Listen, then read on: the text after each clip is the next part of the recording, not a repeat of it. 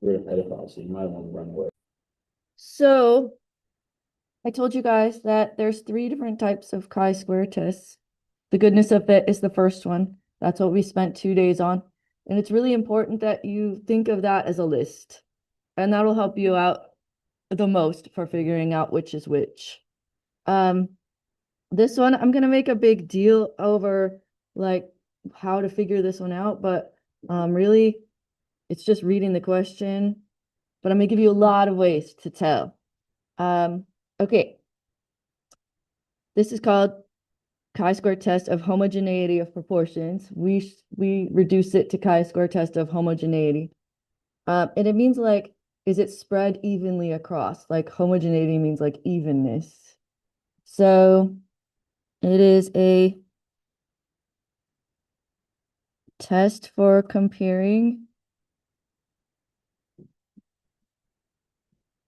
a single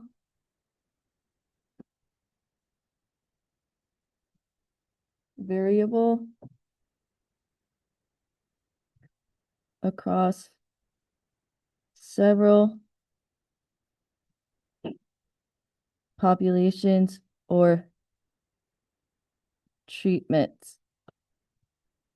Okay, so on this style, you've got a bunch of different samples. And I'm going to tell you right now that's annoying. Okay, where are the two places where that's going to be annoying? The fact that you have multiple samples. Yeah, 10% condition and large accounts condition.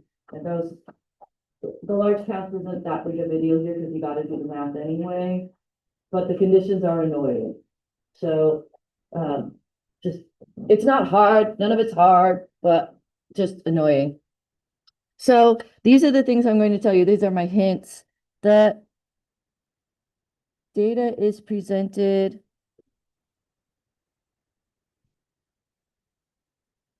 in a two-way table, not a list.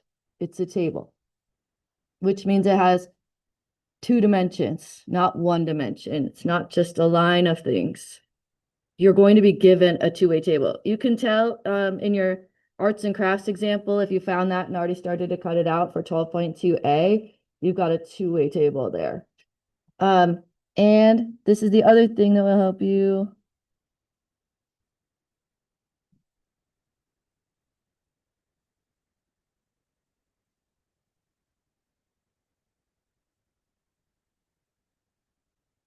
You're going to have multiple samples or treatments. The one we do on Friday, there's just going to be one sample. So that's another way you can tell. But to be honest, you can tell what it is just from reading the question. I'm really not concerned about it. The book really wants me to stress to you that it's a table and it's multiple samples and that's how you tell. But the way you can tell really is just how the questions are worded. So I'm not worried about it. Um, the ho and the ha are almost the same as the goodness of fit.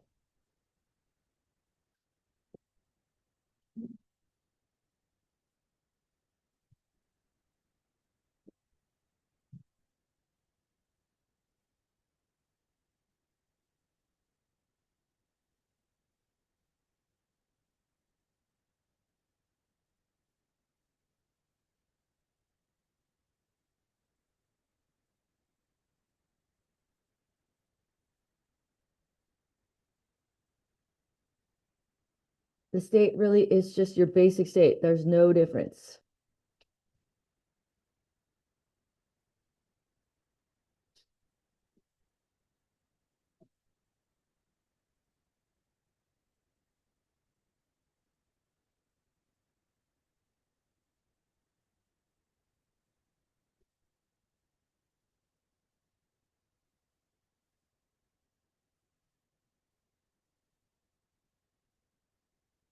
The ha is there is a difference.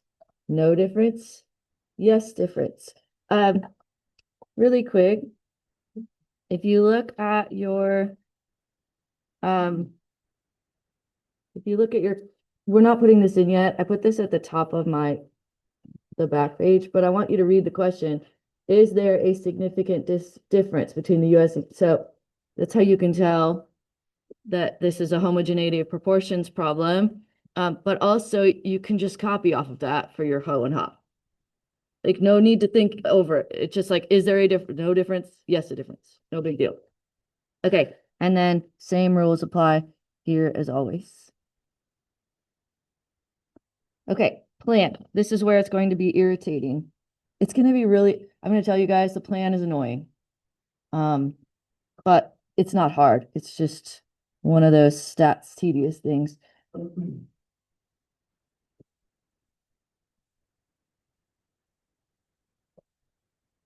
Chi-square test of homogeneity.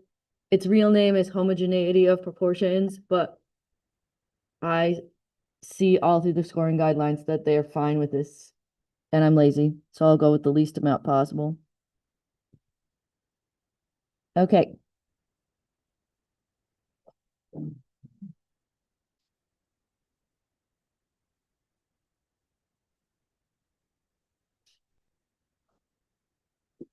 Okay. Random condition. You have to check all samples. Make sure they're all random. It's not news to you. It's just that there might be more than two.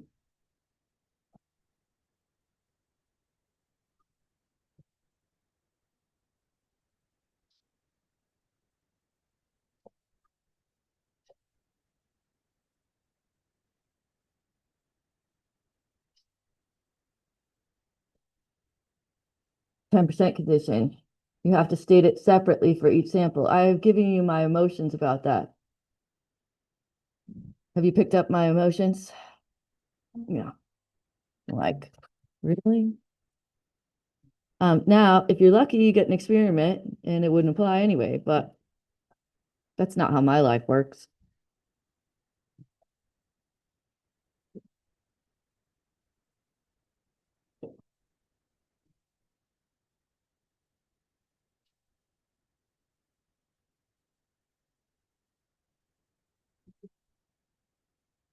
Okay. One of the things I need to teach you today is how to do the do step with a table and not a list. But the other thing is I need to teach you how to do expected counts with a table and not a list. There's actually a formula for expected counts for a table, which we're going to put here.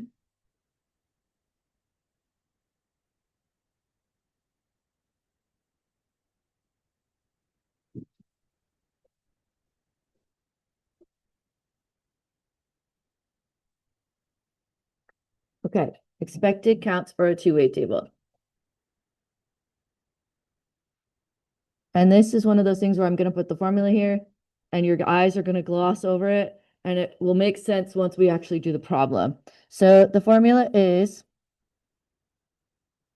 row total times column total over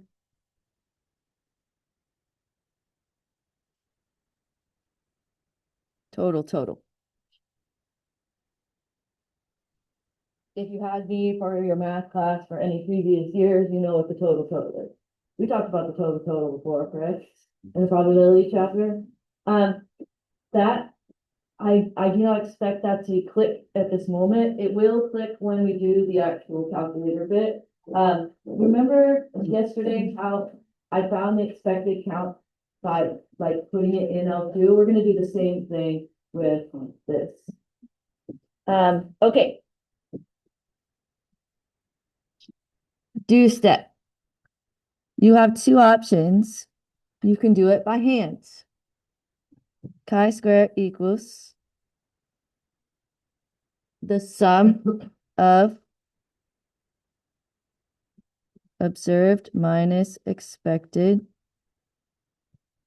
squared over expected. Then p-value. Oh no. P-veil. I think that might be spelled incorrectly. P-value equals chi-square CDF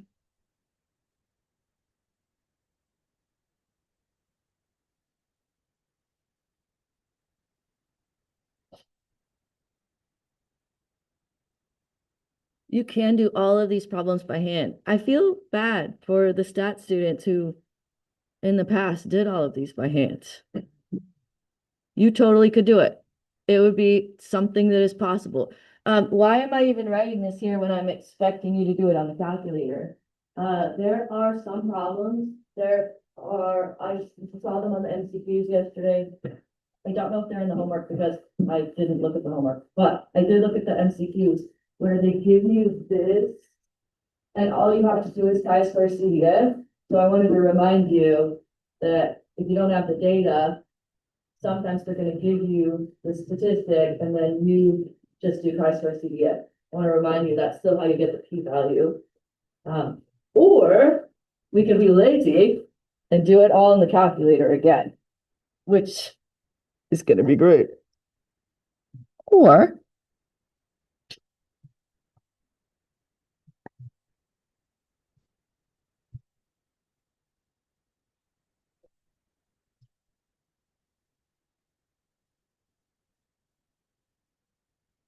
anybody played with the matrices on their calculator before? I don't expect that you have.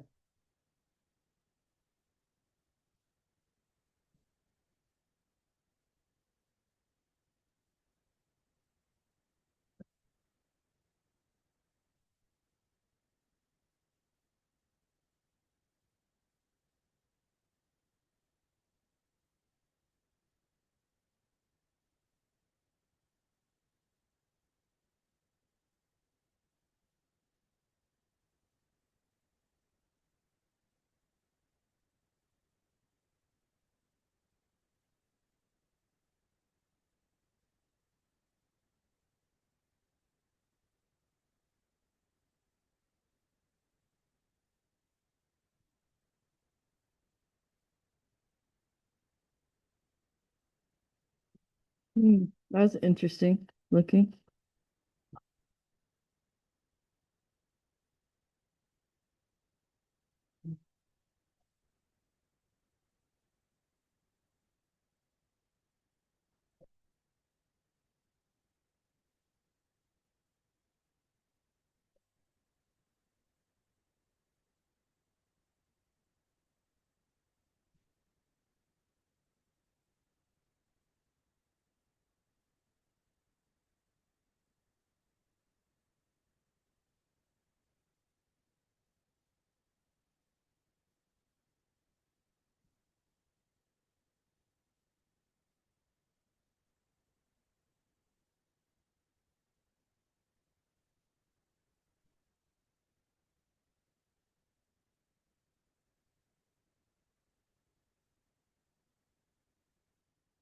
Okay, so wherever you are in your notebook, after this is where I'm gonna paste the example.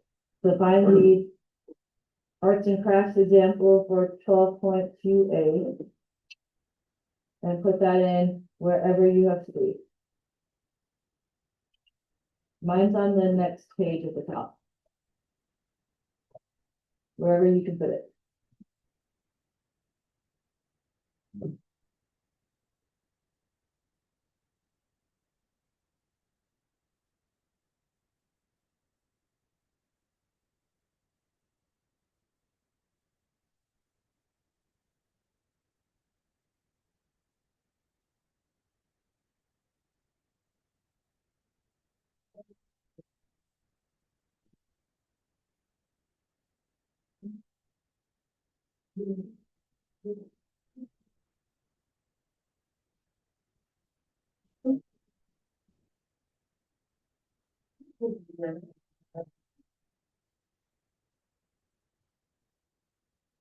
So I'm thinking that big.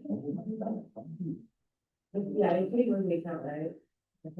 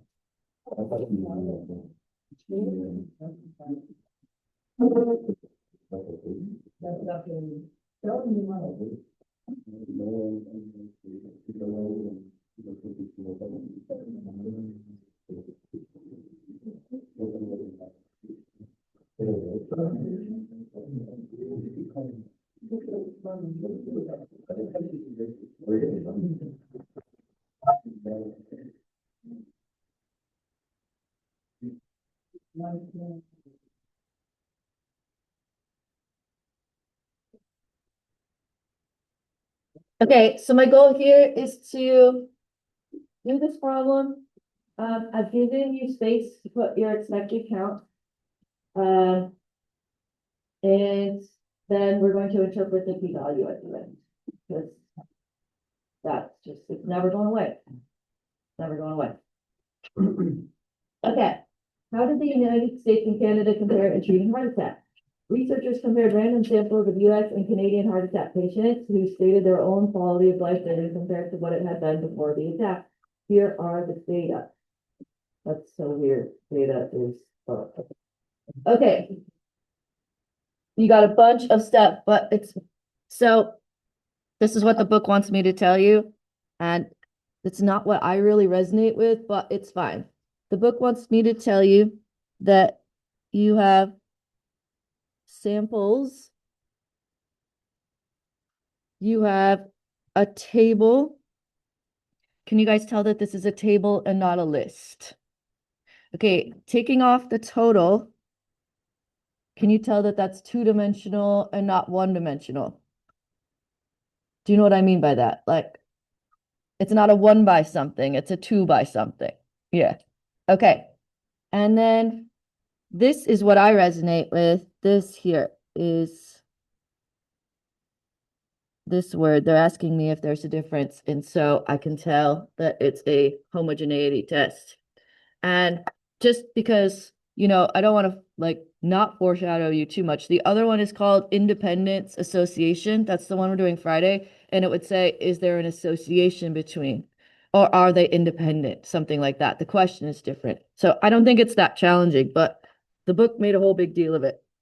Anyway, okay. So for this state, I'm just going to cheat off of the question. There is no significant difference between US and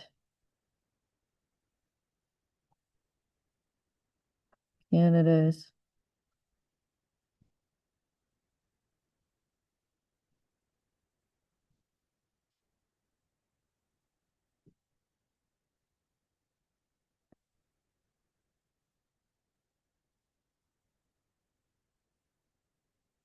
I'm just going to add this because it's actually what the problem is about. I don't think that you would have gotten any points off if you didn't add that because you're stating the question, but the question is not just quality of life in general. What do you think? Do you think the quality of life is better in Canada? I don't know. I hear that you have to wait a lot for their like universal health care stuff. It's just right, but that you have to get a private doctor anyway, because it's like a year before you can get into anything. I don't know. I'm not saying I'm a casual observer. I just live here. I know that whenever I try to find an appointment at Kaiser, there's nothing for like months.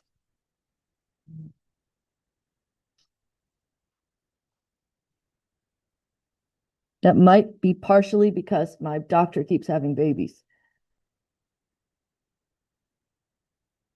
which is adorable, but she leaves for significant periods of time. There is a significant difference between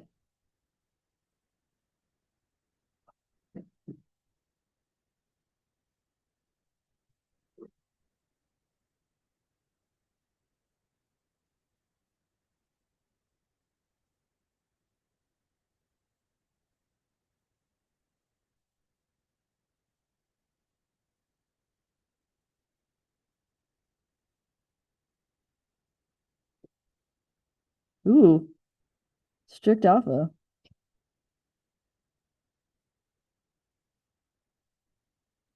I will say one thing I really like about my doctor, she's a DO, she's not an MD. So she actually suggests supplements and she brings up supplements on my like plan. It's not just like prescribing me something every time. She like tries to do natural stuff. I think that's super cool. I don't know that they're all like that. So I'm gonna try to hang on to her as long as possible so she doesn't have too many more babies. See. Also, she has tattoos. Super cool lady. Anyway, so any questions about the state? Does this make sense? So no difference, yes difference. And I copied off of the problem and I just added the heart attack bit because this whole thing is about heart attacks, not just quality of life ratings in general. I do know that they say sorry a lot in Canada. That's where I get it from because I'm from Michigan and we say sorry for everything. When I was first working here, my first year, I had my first observation by the principal. She counted how many times I said sorry during the lesson. 19.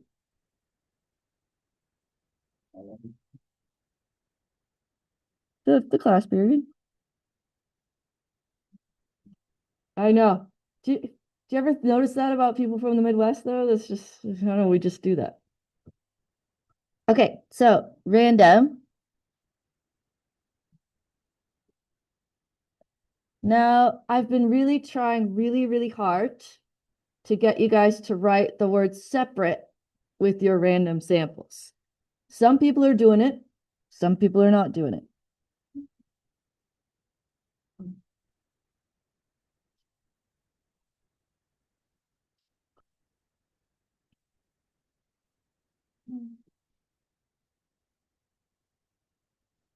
Okay, all right, so, uh-oh, I gotta do math for the 10% condition. Are you guys okay with me stealing my last year's math for time's sake?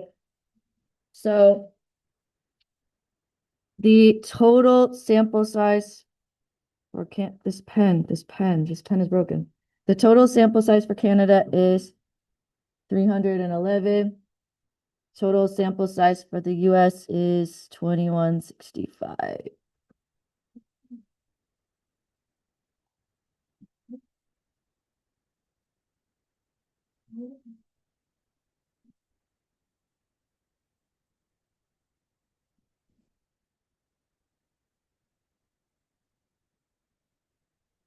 Okay, so the 311 is the Canada one.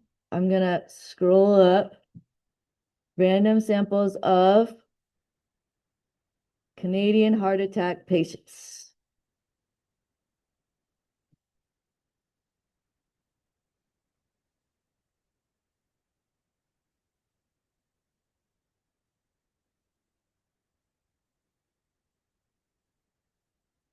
There's probably 3,110 of those.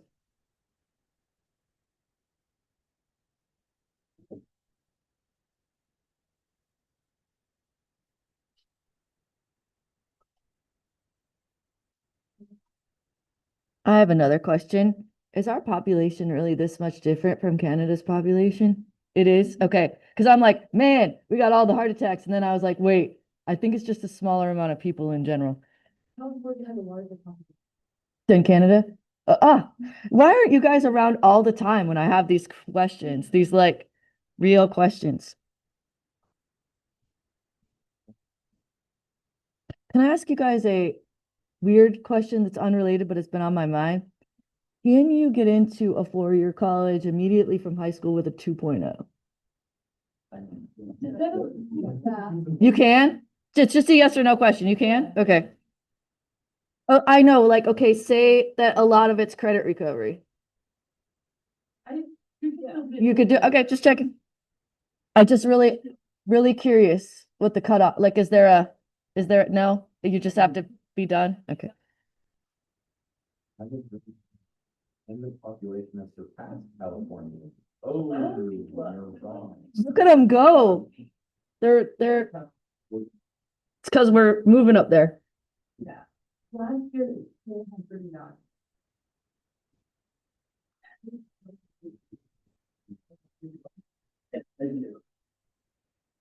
Okay, are you guys okay so far? This all makes sense? Okay, so this is where we need to start doing new stuff. So write large counts question mark, then scroll back up into the table, grab your calculator. This is where we're going to do the expected counts. We're going to write them in the blank spots in the table. Make yourself do this. I'm serious. This is not a spectator sport today.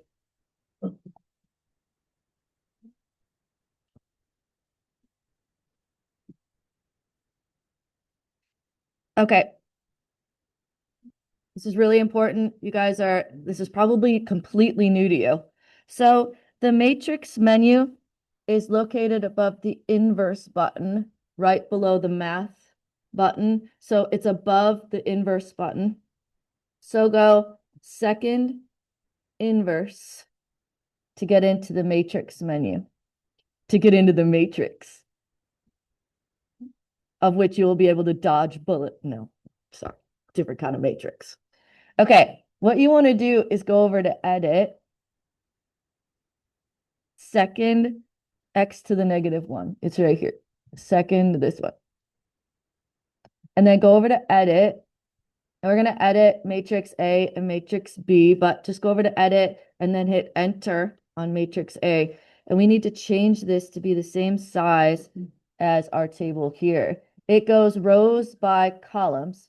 So this is a 5 by 2. So change those numbers to be 5 by 2.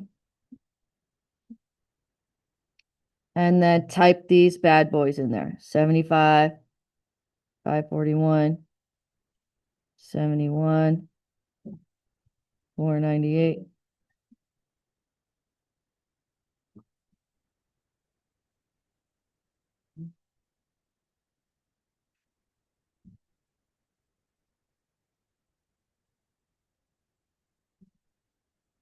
Okay, let me show you how to get back in there just in case anybody needs a reteach. So you go second, and then the button that's below the math button, the inverse button, x to the negative 1.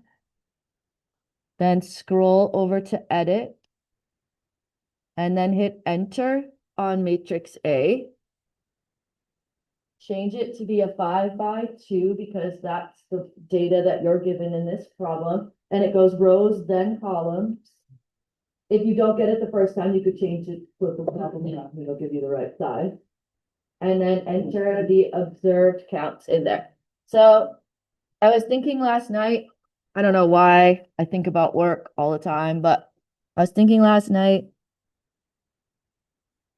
about how I really want to make sure you guys understand the observed is the sample.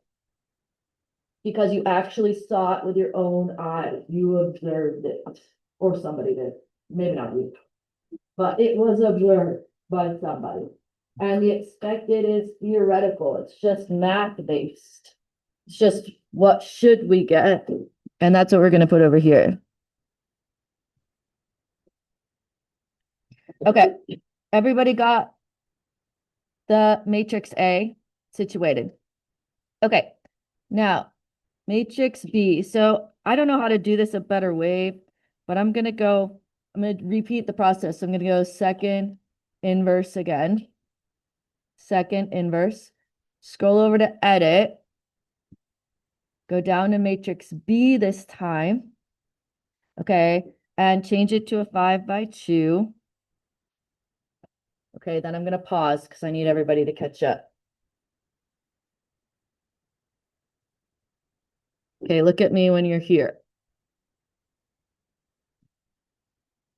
Not physically here, but here on the calculator. You guys good? Okay. All right. Now this is the formula I was talking about. Okay. Do you see this box right here? It corresponds to the 75 of the observed. Does that make sense? You guys with me? Okay. I'm just talking about the location of the first box. Okay. What you do is row total times column total divided by, Mrs. Talbot failed to give you the total. Divided by total. Okay, let me say that again. So for the box that's highlighted, you take that row times that column divided by the total and just hit enter. Okay, now I'm in this box. The row total is 616 still, but the column total is now 2165 divided by 2476. Okay, now I'm in row 2, column 1.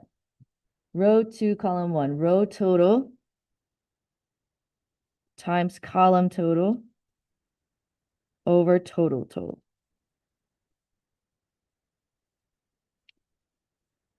Row total times column total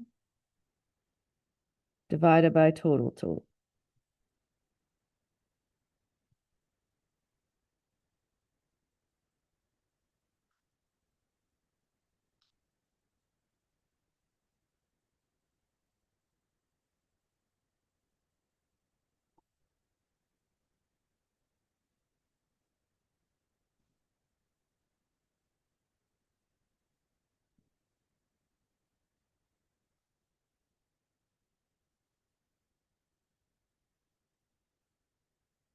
To be honest with you, this input is most of the entire problem. The rest of the problem comes out fast.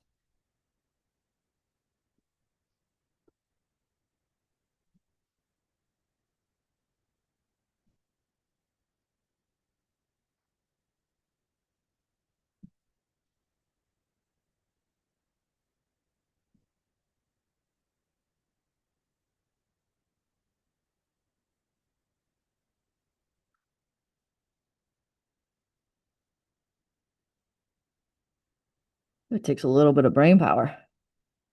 Okay, what I do when I'm done is move my calculator over and then I just copy the numbers from the calculator onto my missing boxes.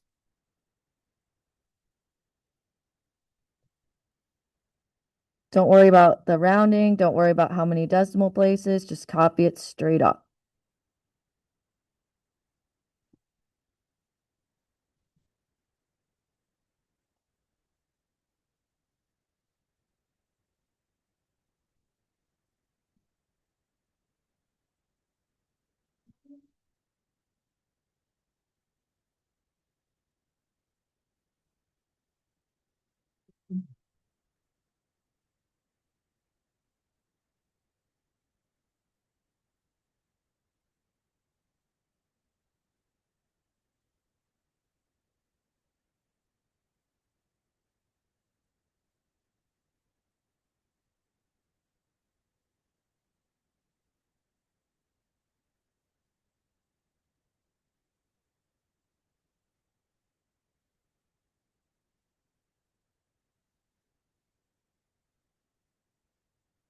Once you get your numbers written down, you just look at them and say, are they all greater than or equal to 5?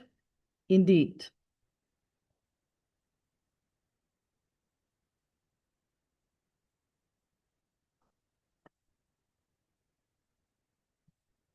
Now, don't be irritated with the fact that that took you so long, because now you're set up to do the do step in the calculator, and it takes like 3 seconds. So that's a good thing.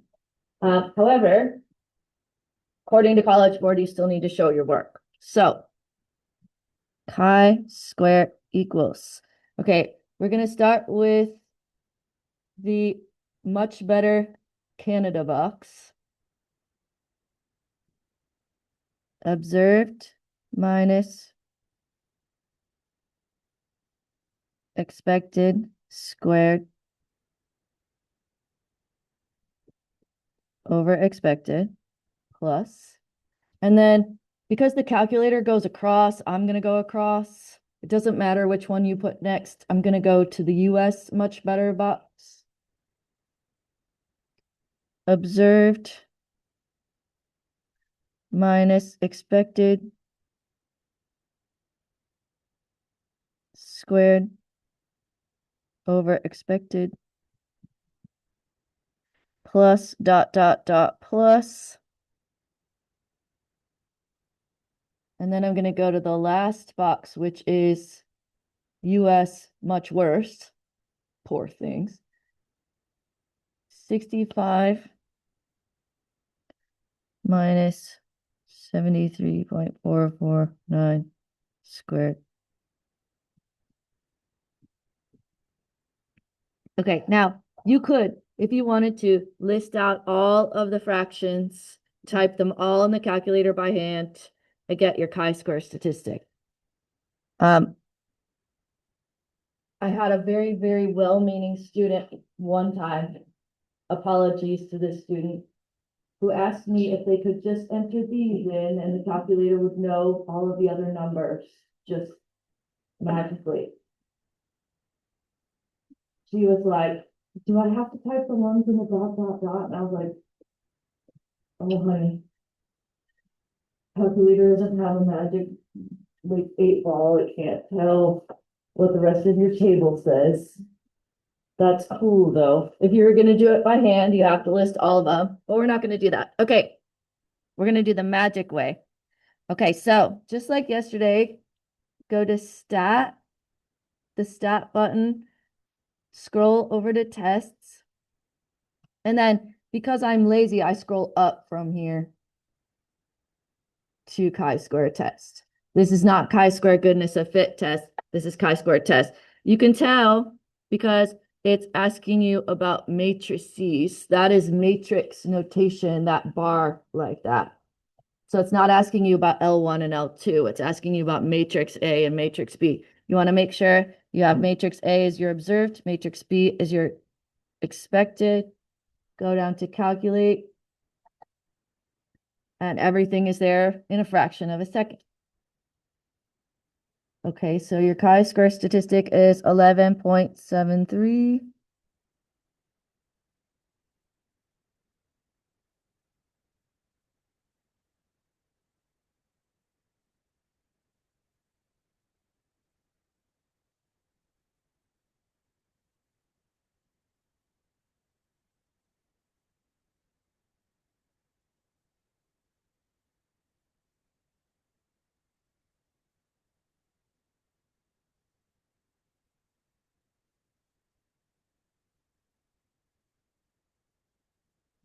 Okay, now we need to talk about degrees of freedom.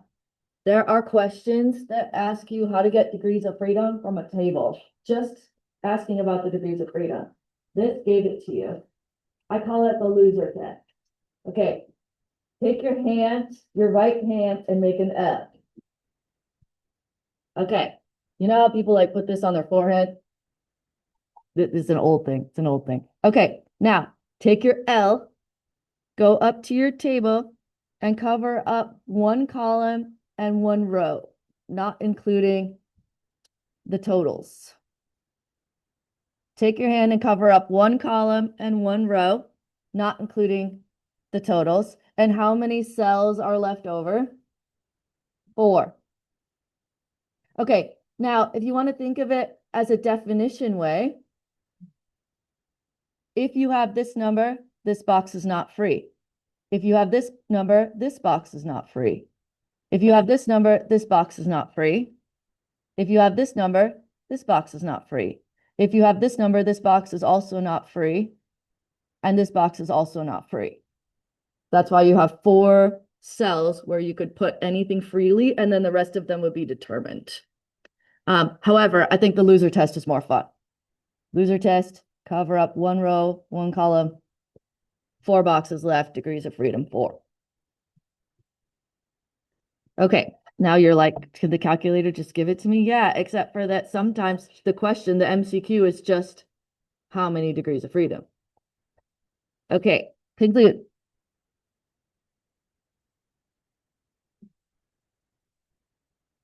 Oh, this is so sad. Oh no, it just occurred to me. We got a really good p-value, but we chose the lowest alpha, so fine.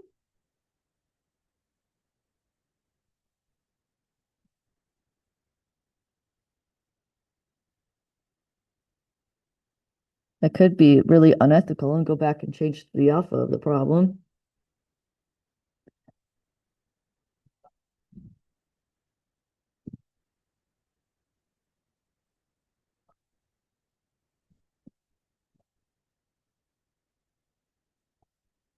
And then convincing evidence, and then go back to the ha.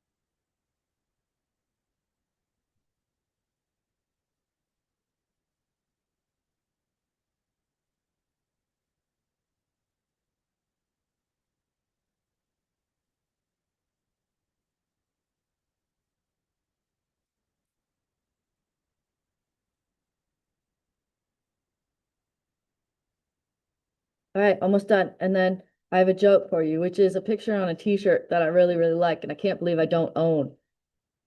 I have all the math shirts. I feel like my wardrobe is lacking in this shirt. But anyway, okay, your favorite. Oh, you've been looking forward to it all period, and the moment is finally here. Interpret the p-value. Okay, okay.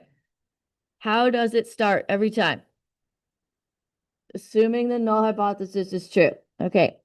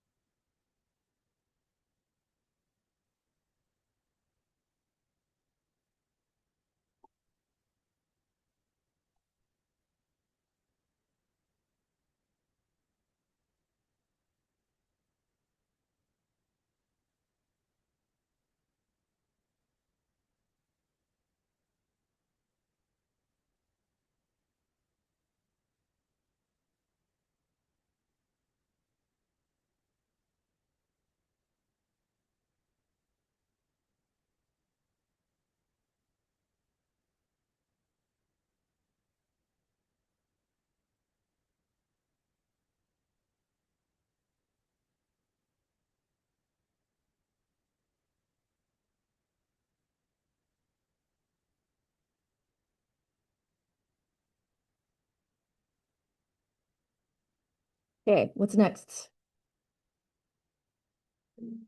There is a great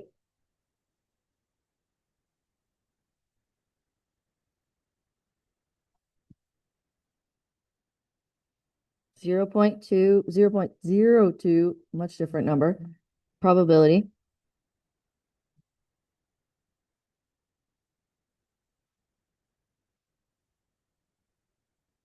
Okay, now this with chi-square, there's multiple sample proportions, like a lot of them. We don't list them all. Instead, we list the chi-square statistic itself.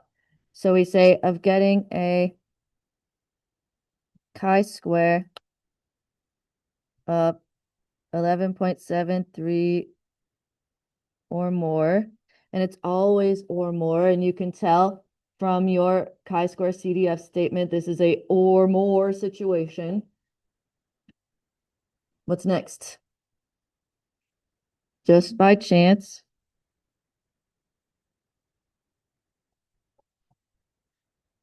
And then I'm going to say in separate random samples of 311 Canadians and 2,165 US heart attack patients.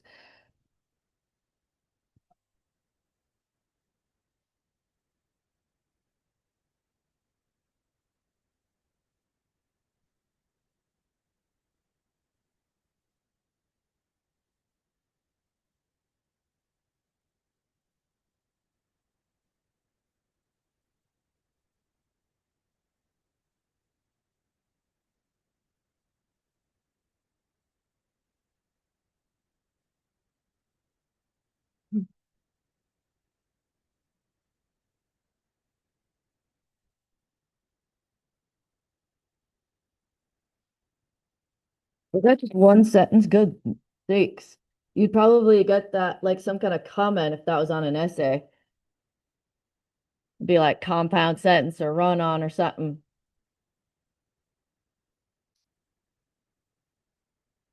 Okay, let me show you my shirt that I want to buy.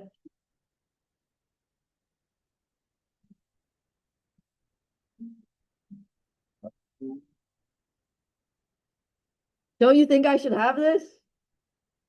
Look at the little chi-square distributions on here. It's so cute. Okay, when is this homework due? Friday, because tonight you're going to do the MCQ. Yeah. Of course. We can skip that.